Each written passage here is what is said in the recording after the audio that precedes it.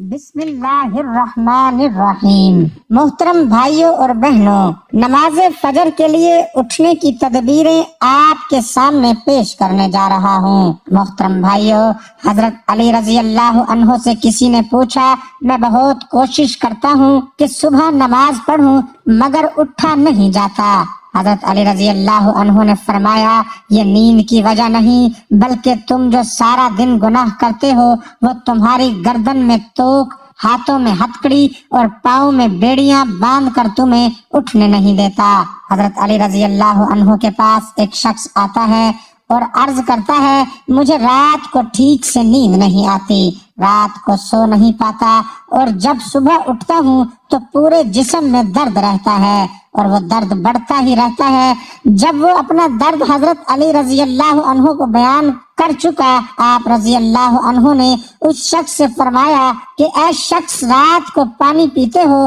پانی پینا بند کر دو، کیونکہ ایسا کرنا صحت کے لیے انتہائی نامناسب ہے اور رات کو پانی پینے سے جسم میں ایسا درد شروع ہو جاتا ہے، اگر اللہ پاک اسے شفا دینا چاہیں تو دے سکتے ہیں، ورنہ اس کا علاج ممکن نہیں۔ اگر سہولت ہو تو دوپہر کے وقت آرام ضرور کر لیا کریں، یہ سنت ہے اور اس سے فجر میں اٹھنے میں بڑی مدد ملتی ہے۔ رات کا کھانا جلد کھائیں اور کم کھایا کریں، رات کو پانی نہ پیئیں، اگر شدید ضرورت ہو تو کم سے کم پانی پیئیں۔ رات کو جلد سو جائیں، رات کو سونے کے مسنون اعمال کر کے سویا کریں، کسی سے صبح اٹھانے کے لیے کہہ کر سویا کریں، الارم لگا کر سوئیں اور الارم کو اتنا دور رکھیں کہ اسے بند کرنے کے لیے اٹھ کر چل کر جانا پڑے۔ جیسے ہی آنکھ کھلے تو دونوں ہاتھوں سے چہرے کو دیر تک اچھی طرح ملیں۔ یہ عمل معافی کی سنت ہے۔ نیند سے بیزاری پر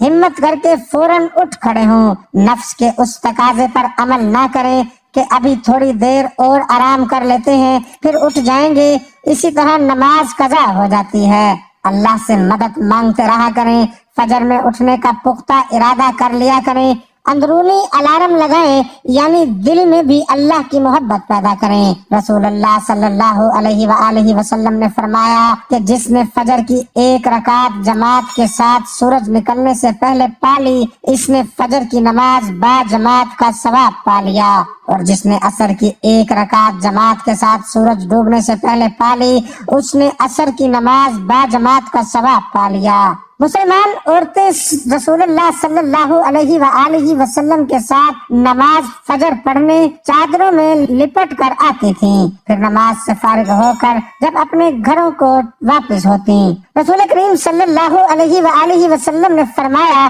کہ رات اور دن میں فرشتوں کی ڈیوٹیاں بدلتی رہتی ہیں، اور فجر اور عصر کی نمازوں میں ڈیوٹی پر آنے والے اور رخصت پانے والوں کا اجتماع ہوتا ہے۔ پھر تمہارے پاس رہنے والے فرشتے جب اوپر چڑھتے ہیں تو اللہ تعالیٰ پوچھتا ہے، حالانکہ وہ ان سے بہت زیادہ اپنے بندوں کے متعلق جانتا ہے، کہ میرے بندے کو تم نے کس حال میں چھوڑا؟ وہ جواب دیتے ہیں کہ ہم نے جب انہیں چھوڑا تو وہ فجر کی نماز پڑھ رہے تھے، اور جب ان کے پاس گئے تب بھی وہ عصر کی نماز پڑھ رہے تھے۔ ہم نبی صلی اللہ علیہ وآلہ وسلم کی خدمت میں موجود تھے۔ آپ صلی اللہ علیہ وآلہ وسلم نے چاند پر ایک نظر ڈالی، پھر فرمایا کہ تم اپنے رب کو آخرت میں اس طرح دیکھو گے جیسے اس چاند کو اب دیکھ رہے ہو، اس کے دیکھنے میں تم کو کوئی زحمت بھی نہیں ہوگی۔ بس اگر تم ایسا کر سکتے ہو کہ سورج طلوع ہونے سے پہلے والی نماز فجر اور سورج غروب ہونے سے پہلے والی نماز عصر سے تمہیں کوئی چیز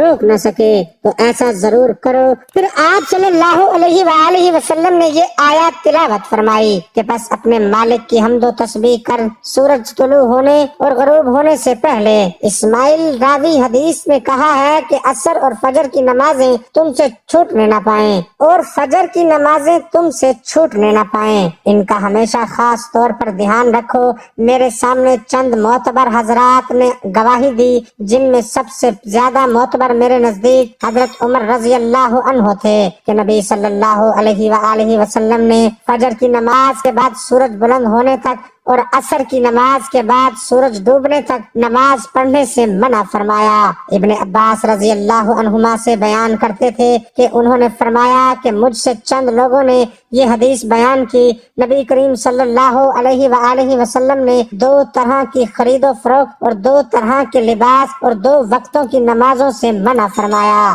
آپ صلی اللہ علیہ وآلہ وسلم نے نماز فجر کے بعد سورج نکلنے تک اور نماز عصر کے بعد غروب ہونے تک نماز پڑھنے سے منع فرمایا، اور کپڑوں میں اشتمال سما یعنی ایک کپڑا اپنے اوپر اور اس طرح لپیٹ لینا کہ شرمگاہ کھل جائے، اور احبا یعنی ایک کپڑے میں گوٹ مار کر بیٹھنے سے منع فرمایا، اور خرید و فروخت میں آپ صلی اللہ علیہ وآلہ وسلم نے